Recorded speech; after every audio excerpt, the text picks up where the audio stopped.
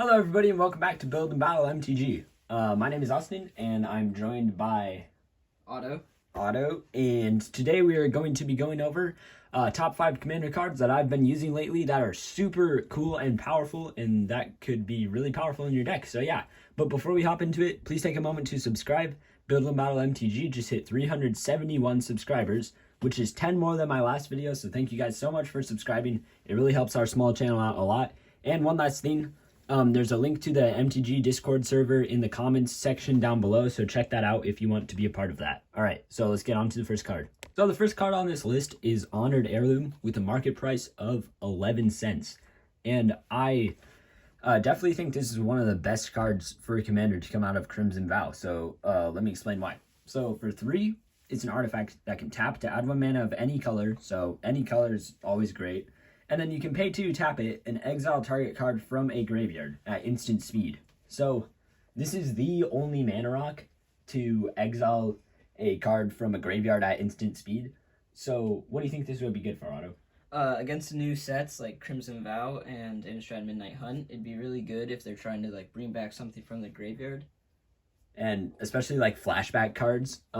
There are quite a few of those in Commander. You know, obviously it depends on your playgroup. But also stuff like Eternal Witness, that's the #1 most played green creature in Commander. So if they target a card from their graveyard to bring back with Eternal Witness, you can just exile it, and then it has no valid target, so it doesn't do anything. Also, yeah, there's Muldrotha decks. This could, kind of suck for them, because you just exile the key cards from the graveyard. Yeah, there's a lot of graveyard stuff you can do, so this is great against that, and then also it's just mana ramp, so great card. All right, the next card on the list is Donnel, Herald of Winds. So the market price is $4.30, so kind of expensive, but so we're looking at this kind of as a commander or in the 99 of a flying heavy deck. So this card's great. So for 4, you get a 3/3 human wizard. It's legendary, so it can't be your commander. Whenever you cast a non-legendary creature spell with flying, you may copy it, except the copy is a 1/1 spirit in addition to its other types. So a lot of the most played blue creatures in Commander just happen to be non-legendary flying cards.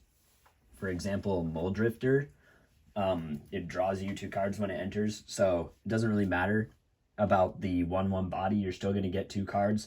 Or something like Consecrated Sphinx, that's going to be really impactful with this guy. And then there's a ton of blue flying decks that we've seen lately, especially with those partner commanders that lets you, like the Elegeth, and then the partner that lets you scry X, where X is the number of flying creatures you control. Those are both blue, so this would be really good in that deck. I know Otto has a deck that has those partner commanders. Don't you think this would be great in there? Oh yeah, it'd be amazing.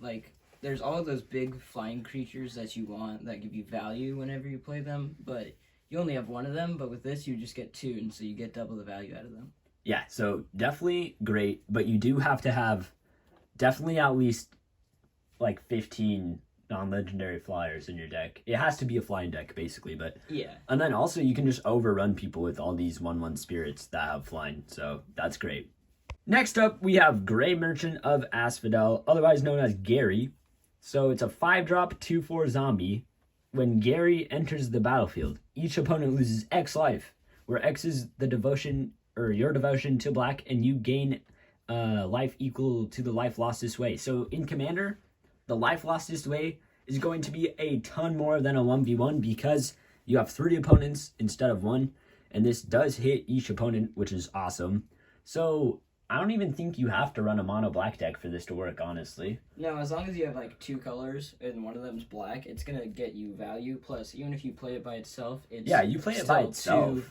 It's still 2 devotion to black. Yeah, that's great. So even by itself, each opponent is still losing 2 life, and you're gaining 6. So in a pinch, that's great. But most of the time when you play this, you're going to be draining everybody for 6. It's great. Especially if you're, sorry about that. Especially if your commander has black, even 2 blacks in its mana cost, this is going to be great in the deck. And Aristocrat's deck, this is great in there. Zulaport, Cutthroat, Blood Artist, those both have black in their mana cost. So yeah, this card's just great for draining and gating. All right, next up we have Thorough Investigation. market price 26 cents. So this is a 3-drop for 2 and white. Enchantment, whenever you attack, investigate, which means you make a clue artifact token with pay 2, sacrifice this token and draw a card. And whenever you sacrifice a clue, venture into the dungeon. So there's a bunch of Boros decks that are based on attacking. For example, Areos or Feather, something like that. This would go great in that deck because you're basically attacking every turn. So this is just going to bring you value when you attack.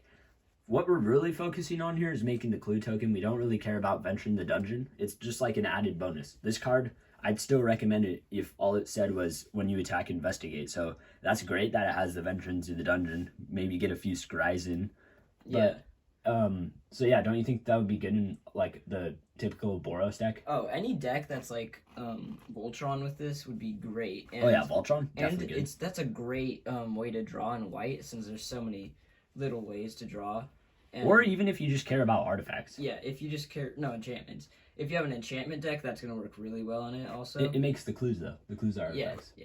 Yeah. So, maybe like Osgear. Maybe you'd have to be attacking in there. But yeah, this card's great, and it's only 3, so that's cool too. And the last card on the list is Treasure Cruise with a market price of 24 cents. So this is an 8-drop, which may seem like a lot, but let me explain. 8-drop sorcery with Delve, which means each card you exile from your graveyard while casting this spell pays for 1. Draw 3 cards. So if you exiled 7 cards from your graveyard while casting this could be a 1-mana draw 3, which is an insane rate. It might not be, like, you might have extra mana, so you can just dump that into this spell too, if you felt like it. But this is definitely great in a, let's say, like a mill deck or something like that. Yeah. I mean, I feel like you have to be filling up your graveyard to want to play this, but 1-mana draw 3, the ability to get there is just absurd.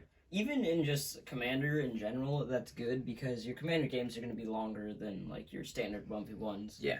And so you'll probably have like at least 4 cards in your graveyard when you're casting this spell. So yeah, you're going to have some cards in your graveyard, most likely, unless you draw this in your opening hand. Yeah. Also, you have cards like Evolving Wilds that just fill up your graveyard from playing them. You know, obviously there's a lot of cards that do stuff like that. Yeah, all the instant sorceries, those are just going to go to your graveyard, and then you can use them to pay for this. Yeah, it's great. So yeah. And that's going to be it for this video, guys. Thank you so much for watching. Remember to like and subscribe, and we'll see you in the next video.